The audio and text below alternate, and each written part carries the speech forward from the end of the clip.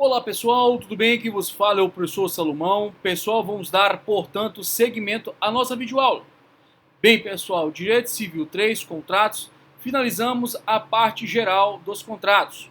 Vamos agora adentrar nas minúcias dos contratos de compra e venda, bem como no permuta, contrato estimatório e doação, que contempla, segundo nosso inventário, as unidades 2 e 3. Pessoal, para podermos analisar pontualmente o contrato de compra e venda, é indispensável nós compreendermos acerca da formação dos contratos, tá? Então, a unidade de análise vai compreender a formação, execução e extinção dos contratos, bem como o próprio contrato de compra e venda. O parâmetro de nossa referência, pessoal, vai ser o contrato de compra e venda, tá ok? E assim nós desenvolvemos plenamente nossas atividades em 2 aulas.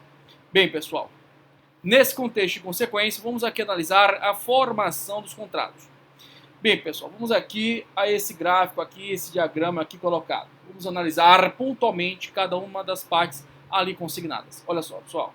Bem, primeiramente, pessoal, quando nós falamos em contrato, repito, quando nós falamos em contrato, nós estamos falando, pessoal, portanto, de um negócio jurídico em que as partes, elas convencionam os efeitos jurídicos. Nesse contexto de consequência, as partes, quando convencionam, portanto, os efeitos jurídicos, elas podem, nesse sentido de consequência, pessoal, determinar o alcance desse negócio jurídico ali aperfeiçoado. Evidentemente, o objeto tem que ser lícito, possível, determinado ou determinado. A forma tem que ser prescrita ou não defesa em lei. E a manifestação de vontade ou consentimento deve ser livre, consciente, informado, desembaraçado e dotado de boa-fé objetiva.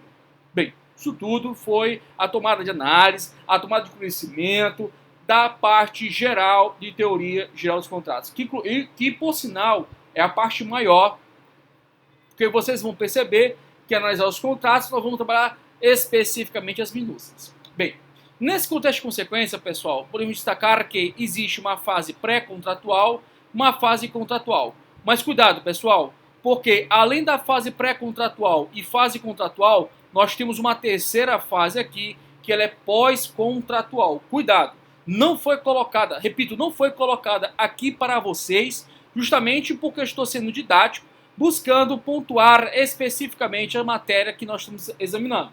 Mas veja, quanto a fases, nós temos a fase pré-contratual, a fase contratual e a fase pós, repito, fase pós-contratual. Assim sendo dele, dando consequência à nossa tomada de assunto, olha só, pessoal, na fase pré-contratual nós encontramos, pessoal, a chamada formulação das negociações preliminares, que tecnicamente é chamado de pontuação ou pontuação. Repito, pontuação ou pontuação. Alguns autores, por exemplo, Flávio Datúcio, utilizam a expressão negociações preliminares. Pessoal, essa fase aqui, pessoal, ela não é regida por vínculos obrigacionais. Repito, é uma fase que não é regida por vínculos obrigacionais. Nesse contexto, nessa consequência, só há, portanto, tratativas negociais. Aqui nós temos categoricamente que as partes procuram, portanto, pessoal, reunir seus esforços para delinear aquilo que vai ser futuramente um contrato. Então, existe uma série de tratativas iniciais, existe uma série de estruturações no que tange as negociações, para com o intuito, para com o objetivo de estruturar a chamada base negocial. Repito, a fase de pontuação ou fase de pontuação faz referência, faz amplitude, faz o conhecimento das partes daquilo que elas vão futuramente estabelecer via contratual. Para isso, eles vão estruturar a chamada base negocial, que inclusive nós já estudamos em momento oportuno anterior. Nesse contexto de consequência, vai haver o que, gente? Exame de pareceres técnicos, cálculos, pesquisas de mercados, pessoal, inclusive a chamada viabilidade econômica do negócio. Então as partes elas vão se aproximar, vão conversar e vão identificar pontualmente se aquele negócio que eles pretendem, portanto, pactuar, pretendem, portanto, estabelecer um contrato, assinar os termos, tem viabilidade econômica e, evidentemente, técnica. Nesse contexto de consequência, pessoal, cuidado, já foi objeto de pergunta. Se houver, nesse sentido, de consequência, a elaboração de uma minuta na fase de pontuação, ou também chamada de negociações preliminares, como prefere o jurista Flávio Tartucci, pessoal, nós não temos aí um contrato. Não é nem um contrato preliminar e nem um contrato definitivo, ok? É meramente, pessoal, a voz das pessoas ali vinculadas, portanto, pelo desejo, pela intenção de contratuar somente. Bem, pessoal, nesse contexto de consequência, a fase de pontuação ou pontuação, ela deve observar essencialmente dois princípios básicos fundantes. Repito, a fase pré-contratual, ela deve observar dois princípios básicos fundantes. Não que não hajam outros, mas de vários princípios, destacaremos essencialmente pela sua importância e pertinência com a matéria, os princípios da boa-fé objetiva e o princípio da confiança, também chamado de nemine laedere. Olha só, pessoal, o princípio da boa-fé objetiva e o princípio da confiança deve ser pontuada a observação na fase de pontuação. Por quê, professor? Porque, veja, pessoal, não há como ter um contrato claramente dotado de probidade, de lealdade, se as partes começarem com um tratamento entre elas de desconfiança, de falta de lealdade, de falta de confiança. Esse não pode ser o espírito para chegarmos, nesse caso, ao contrato definitivo. Nesse contexto de consequência, pessoal, vamos aqui analisar mais à frente. Então, veja, assim sendo, pessoal, você estudou, você conhece, você sabe que o Instituto da Responsabilidade Civil, eu repito, você sabe, você conhece, você estudou que o Instituto da Responsabilidade Civil, ela compreende, pessoal, a responsabilidade civil de natureza, pessoal, contratual e também a responsabilidade civil chamada de delitual aquiliana ou também stricto sensu. Para quem não lembra, pessoal, isso é matéria pontual de Civil 4, tá? Ou também analisada por mim em Civil 2. Nós pontuamos o exame em Civil 2, logo no início do curso. Então veja, matéria aprofundada em Civil 4, mas previamente examinada por mim em sala de aula em Civil 2. Nesse contexto de consequência, pessoal, olha só, a responsabilidade civil, ela nasce, ela surge pontualmente quando as partes, pessoal, rompem, ou pelo menos uma delas rompem o objeto contratual ou as tratativas do contrato. Ou seja, gera uma situação de conflito de interesses das partes em razão da mora ou em razão, pessoal, de uma violenta inadimplência. Assim sendo, e assim por consequência, há a prática de ato ilícito. E você sabe, você conhece, você estudou que o ato ilícito pode ser decorrente em si, pessoal, de um efetivo comportamento comissivo ou omissivo, negligente ou imprudente, mas que é voluntário e que gera lesão, que gera, pessoal, quebra do sistema de normalidade, de equilíbrio contratual diante da violação perpetrada por uma das partes. Assim sendo, e por dele consequência, vamos aqui ao Código Civil pontuar análise no artigo 186, que fala pontualmente acerca do ato ilícito. E o artigo 187, já tratado por nós, trata do abuso do direito. Bem, pessoal, artigo 186 do Código Civil, abre aspas. Aquele que por ação ou omissão voluntária, negligência ou imprudência, violar direito e causar dano a outro, ainda que exclusivamente moral, comete ato ilícito. Em contrapartida, aquele que pratica abuso do direito, artigo 187, 187 do Código Civil, abre aspas, também comete ato ilícito o titular de um direito que, sai daí, o titular de um direito que, ao exercê-lo, excede manifestamente os limites impostos por seu fim econômico, social, boa-fé ou bons costumes. Abuso do direito. Exemplo, artigo 50, desconsideração da personalidade jurídica. Assim sendo, pessoal, vamos aqui, artigo 927 do Código Civil. Olha o que diz. Responsabilidade civil. Aquele que por ato ilícito causar dano a outro, fica obrigado a repará-lo. Veja que o Código Civil, ele contemplou os artigos 186 e 187 no conceito de ato ilícito. Nós podemos dizer que o abuso de direito é uma especialidade do ato ilícito. Nesse sentido de consequência, pessoal, olha só, quando o indivíduo ele rompe a obrigação principal, surge o Instituto da Responsabilidade Civil e nasce uma outra obrigação, que é a obrigação de indenizar. A obrigacionalizar, ela está ao lado da obrigação de dar coisa certa e incerta, de obrigação de fazer, obrigação de não fazer. Nesse sentido de consequência, pessoal, volta comigo, olha só. Ainda lá no esquema lá do nosso diagrama, nós estamos aqui na fase da pontuação ou pontuação. Veja, é possível nesse contexto, é possível nessa referência, que uma das partes, agindo com má fé, meramente nas tratativas, gere uma situação de lesão patrimonial. Pessoal, veja aqui, se for buscar pela técnica, não se enquadra nem na responsabilidade civil contratual e nem se enquadra na responsabilidade civil delitual, ou aquiliana ou estrito sensu. Pessoal, nesse contexto de consequência, há uma construção jurídica, bem como jurídica doutrinária e jurídica jurisprudencial, que é chamada da responsabilidade civil pela confiança. Então, pessoal, nesse sentido de consequência, trabalharemos com vocês alguns julgados pontuais que transmitem esse conhecimento para vocês. Bem, pessoal, esse julgado aqui emblemático, interessante para nosso exame é o seguinte, pessoal. Vamos imaginar uma grande, milionária empresa fornecedora de equipamentos de informática. Faz todo um procedimento pontual, pessoal, de toda a linha de produção de peças de informática. Subsequentemente, o que ocorre, pessoal? Uma das partes, ela pega toda essa informação pontual apresentada e aplica a sua realidade, o seu empreendimento. Só que descobre, pessoal, que o projeto ali elaborado no caso dessa empresa XYZ, que está aqui, daqui a pouco vocês vão ver, que ela simplesmente fez um projeto com mais peças do que é o necessário. E isso gerou, pessoal, prejuízos patrimoniais. Veja que as tratativas aqui, pessoal, veja que é a fase de pontuação ou pontuação.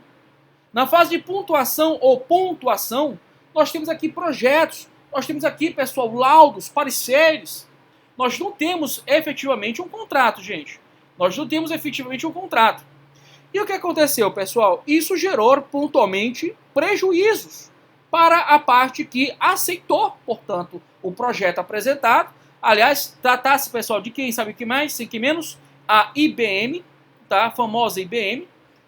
Eu lembro muito bem que eu enchi a paciência da minha mãe para comprar o computador da IBM para eu jogar o Doom, que é um jogo de tiro, né? Então, uma empresa antiguíssima no mercado de informática. Bom, bem, e aí o que acontece, pessoal? O processo foi objeto de discussão judicial e o STJ reconheceu sim, que mesmo que não haja sequer um contrato formal, mas isso levou a empresa a uma situação induzindo-a a um erro, inclusive a prejuízo, o próprio STJ reconheceu a responsabilidade solidária. Pessoal, teve um outro caso interessante, aqui, só confirmar se foi no Rio Grande do Sul ou foi Santa Catarina, só um instantinho. Rio Grande do Sul. Pessoal, teve um caso também bastante interessante, que foi no Rio Grande do Sul, que envolveu, pessoal, especificamente uma situação de que a pessoa, né, desejosa de participar pontualmente de uma empresa, né, de uma sociedade empresária, e aí ela recebe convites, né, recebe todo um cotejo, mas informal, repito, informal, e aí ela se chateia porque ela não ingressou na empresa e entrou, portanto, com a efetivo processo judicial. Nesse caso, pessoal, o Tribunal de Justiça do Rio Grande do Sul, do meu ponto de vista, correta decisão, entendeu que as meras tratativas que sejam informais, mas não formais, que não repercutam efetivamente em prejuízo financeiro, pessoal, não gera responsabilidade pela quebra de confiança. Não gera responsabilidade civil pela quebra de confiança, pela violação do princípio do nemine laedere. Nesse contexto de consequência, eu trago aqui para vocês o julgado pontual. E aí, cadê meu filho? Tá aqui a jurisprudência. Beleza? Trago aqui para vocês o julgado pontual, bastante interessante para o exame. Bem, pessoal, um outro caso bastante peculiar e interessante para nosso exame, pessoal, é esse apresentado aqui, pessoal, pelo informativo do STJ, número 517, de 2013. Gostaria de ler com vocês. Olha só, pessoal. A parte interessada em se tornar revendedora autorizada de veículos tem direito de ser ressarcida dos danos materiais decorrentes da conduta da fabricante, no caso em que esta, após anunciar em jornal que estaria em busca de novos parceiros e depois de comunicar aquela avaliação positiva que fizera da manifestação de seu interesse, obrigando-a, inclusive, a adiantar o pagamento de determinados valores, rompa de forma injustificada a negociação até então levada a efeito, abstendo-se de devolver as quantias adiantadas. Então aqui é o caso pontual de uma montadora, né, que nesse contexto consequente, e vai envolvendo, portanto, uma revendedora autorizada, e aí ela, das tratativas, daqueles convencimentos, inclusive tem um ok por parte ali da empresa que ela tem interesse de fechar um contrato, e ela começa a ter gastos pontuais. O próprio STJ reconheceu, portanto, pessoal, que há a violação da boa-fé objetiva. Olha só, com o Código Civil de 2002, dispõe-se que, de forma expressa, a respeito da boa-fé, aqui do 422, pessoal, você já sabe que é objetiva, da qual se extrai a necessidade de observância dos chamados deveres anexos, ou de proteção. Com base nesse regulamento, deve-se reconhecer a responsabilidade pela reparação de danos originais da fase pré-contratual, caso verificadas a ocorrência de consentimento prévio e mútuo no início das tratativas. A afronta a boa-fé objetiva com rompimento ilegítimo destas, a existência de prejuízo e a relação de casualidade entre a ruptura das tratativas e o dano sofrido. Beleza, pessoal? Então, voltando aqui ao nosso esquema, a fase pré-contratual pode ocasionar, pessoal, indenizações? Sim. Se comprovado pontualmente, pessoal, que mesmo nesse plexo das tratativas, inclusive falando de propostas, né? Por licitação, oblação, falando de propostas contra propostas, mas na fase pré-contratual em si, demonstrado que, em razão da todas aquelas tratativas negociais, houve prejuízos financeiros, houve quebra de confiança, houve quebra, pessoal, da boa-fé objetiva, a jurisprudência da STJ é no sentido de, sim, reconhecer a responsabilidade civil pela quebra do princípio da confiança. Beleza? Tranquilo? Mas ainda não é aquilo que eu queria finalizar esse bloco. Tem muito mais informação, pessoal, mas muito mesmo. Bem, nesse contexto de consequência, você já sabe que a fase de pontuação é uma fase meramente das tratativas negociais. Ela não gera em nenhum momento, pessoal, vínculo obrigacional. Em contrapartida, ali a estruturação da chamada base negocial, através do exame técnico, de pareceres, de cálculo, de pesquisas de mercado e bem como, pessoal, do própria viabilidade econômica e técnica do negócio. Nesse contexto de consequência, pessoal, vou citar mais um exemplo que pode ocasionar indenização.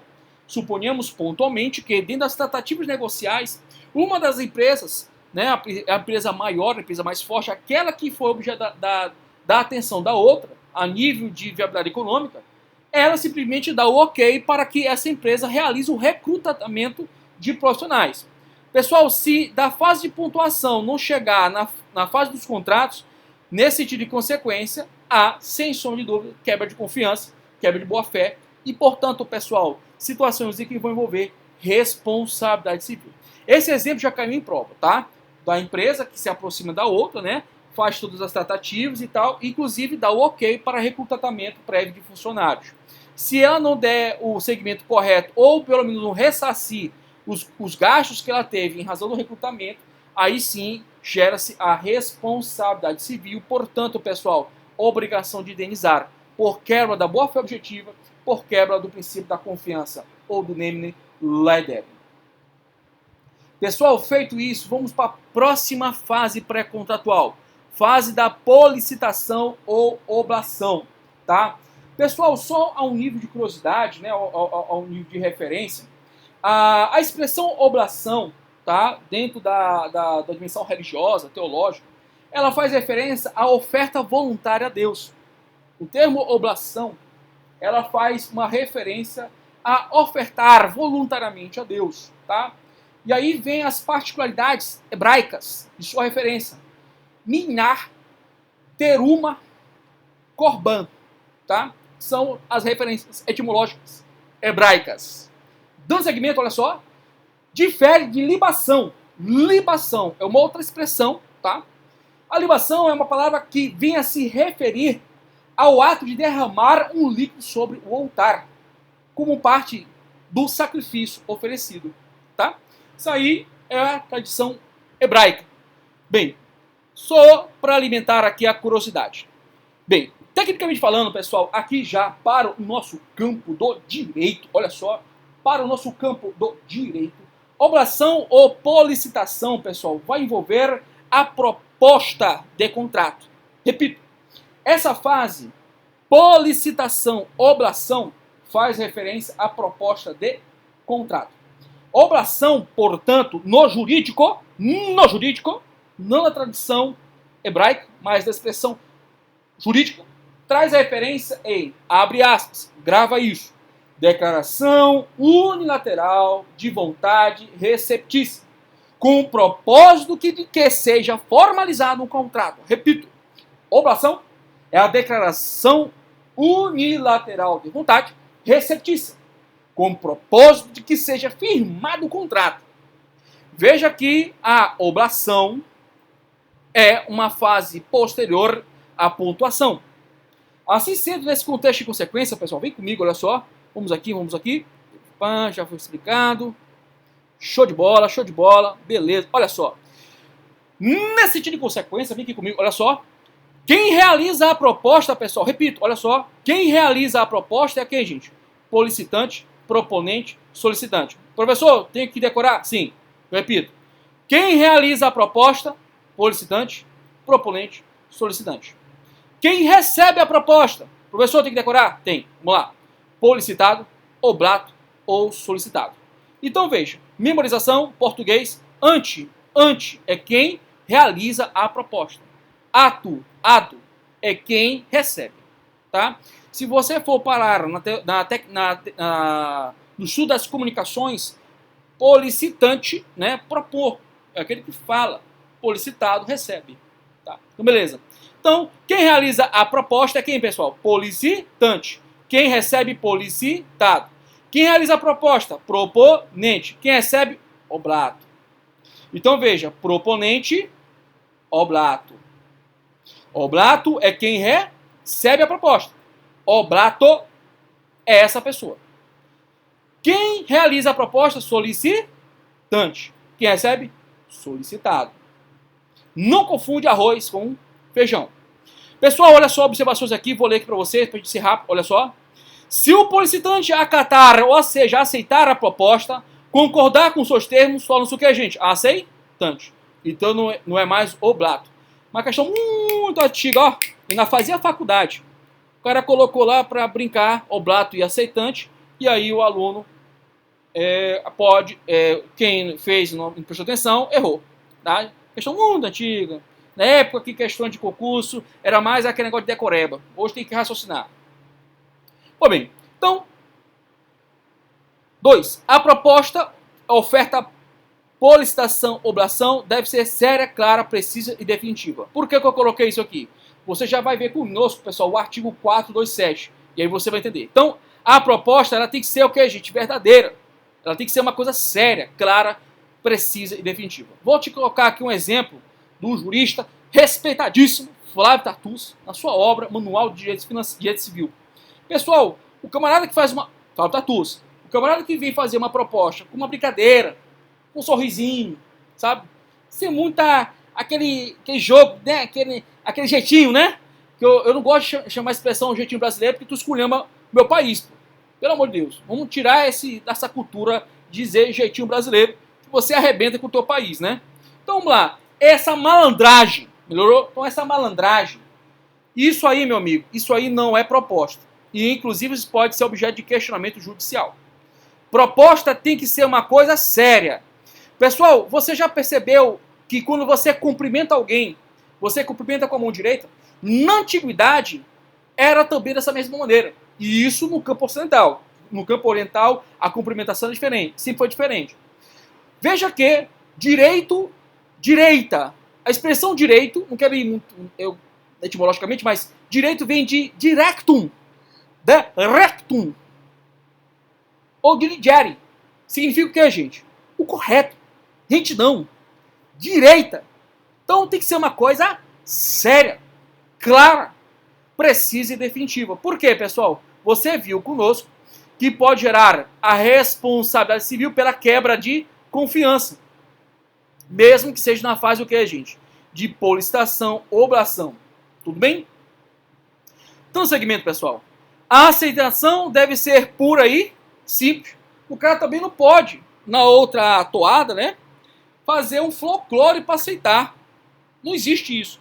Então, a coisa tem que ser objetiva, séria, clara, precisa e definitiva. A proposta e a aceitação ela tem que ser pura e simples, sem rodeios, sem mimimi.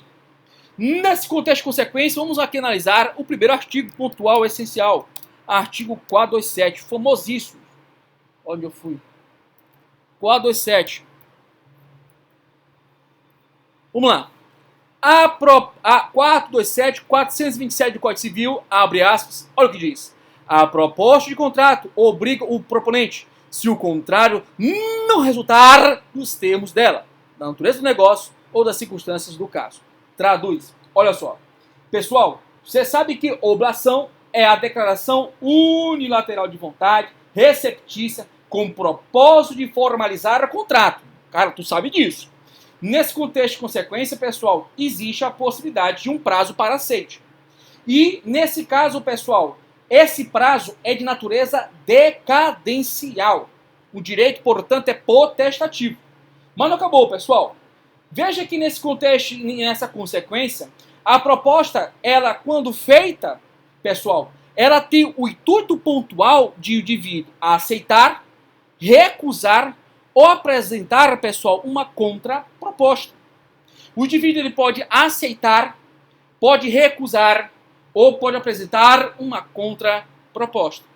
E isso é da essência da temática que vai envolver o que, gente? A proposta de contrato.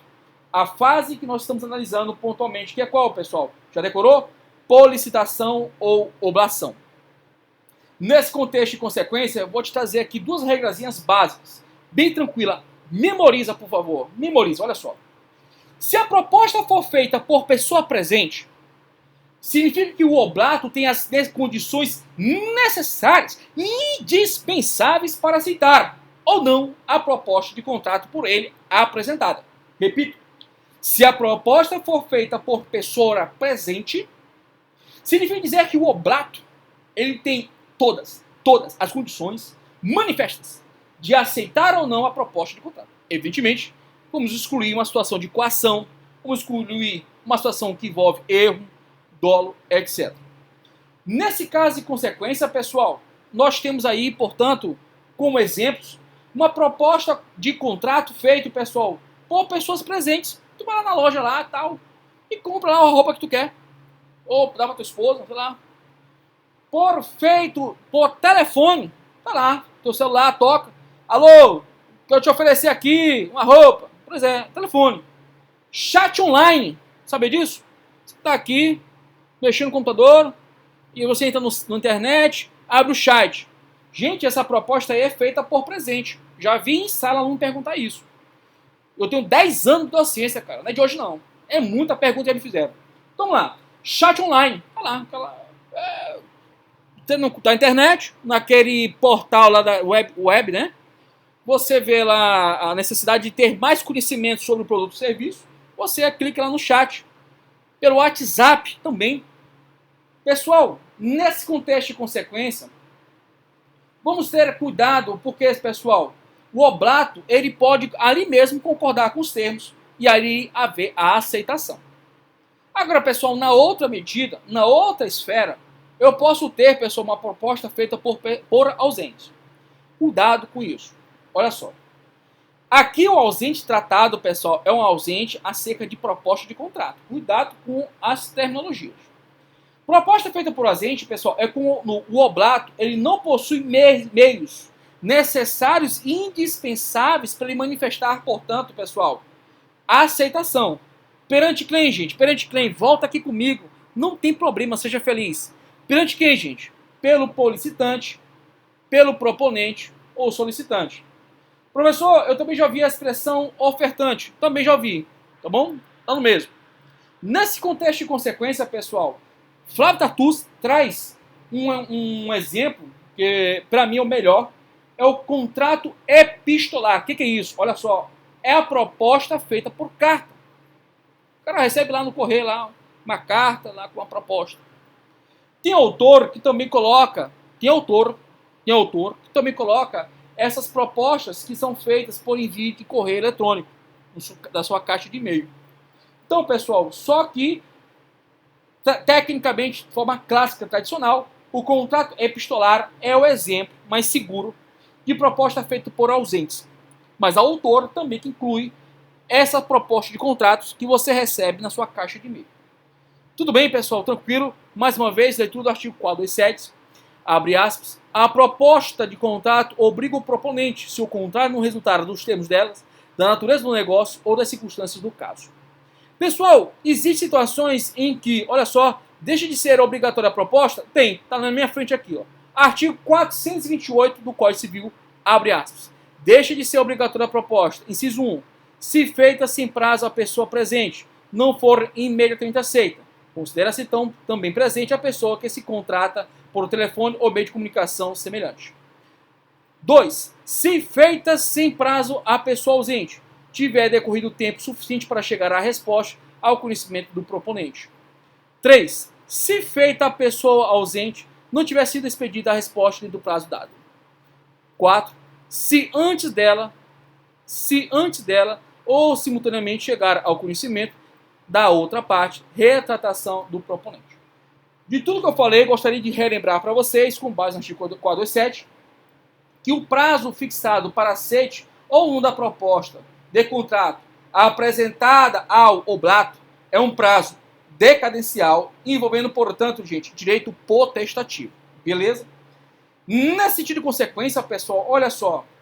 Vamos supor, pessoal, que o oblato, né, olhando lá, fiscalizando, não gostou muito ali das condições ali apresentadas por ele. Não gostou. E aí o que ele vai fazer? Ele também não quer perder a oportunidade. Ele apresenta uma contraproposta. Artigo 431 do Código Civil Brasileiro. Olha o que diz. A aceitação fora do prazo, com adições, restrições ou modificações, se importará em nova proposta. E isso aqui é impactante junto com o artigo 435. Daqui a pouco eu explico por quê. Então veja, pessoal, havendo uma nova... Havendo, portanto, por parte do oblato, a necessidade de adições, restrições ou modificações, não se trata de proposta. Se trata de quê, gente? De nova proposta. Se trata, portanto, de quê, gente? De contraproposta. Tudo bem? Nesse contexto de consequência, pessoal, é importante analisarmos o lugar da celebração do contrato. Nesse contexto de consequência, pessoal, vamos aqui ler o artigo 435 do Código Civil. Já vou falar com vocês da oferta pública, tá? Só estou seguindo esse raciocínio aqui porque é tradicional e o aluno memoriza rápido. Olha só. Artigo 435 do Código Civil. Olha o que diz. Reputar-se-á celebrado o contrato no lugar em que foi proposto.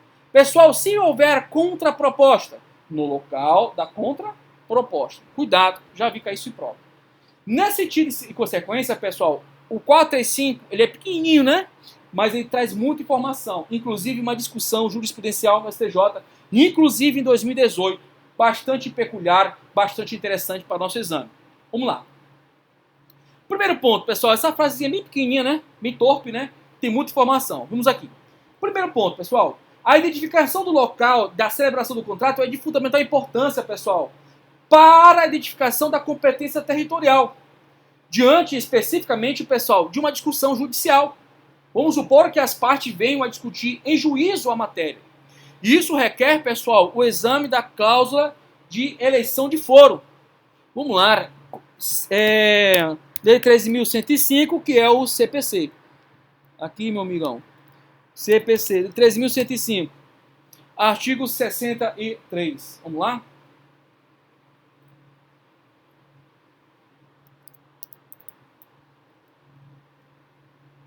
Epa. Foi? Não, foi. Olha só, pessoal. Vamos aqui.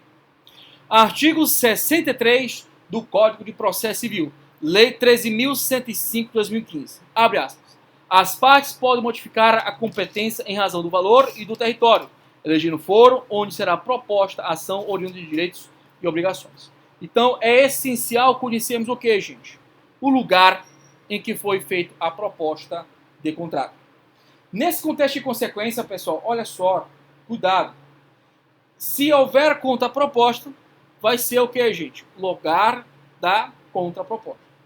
Por enquanto, tranquilo, nada de mais, nada de menos. Agora veja, pessoal, essa matéria de discussão de quanto à proposta, quanto ao local da celebração do contrato, como é que fica se for especificamente uma relação de consumo?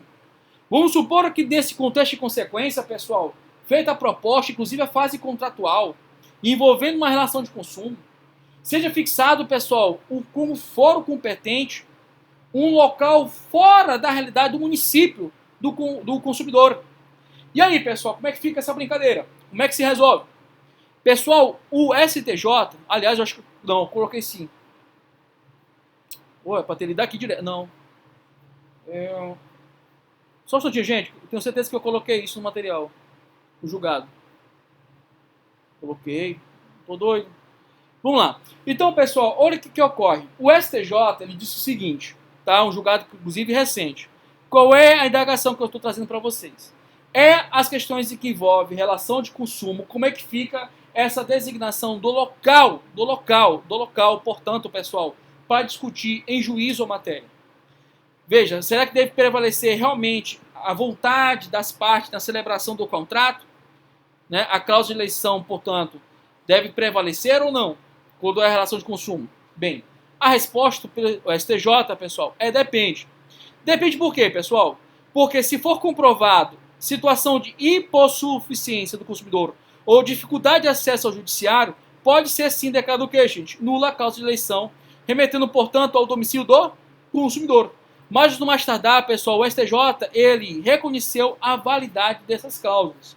E isso dentro dos imperativos da autonomia privada.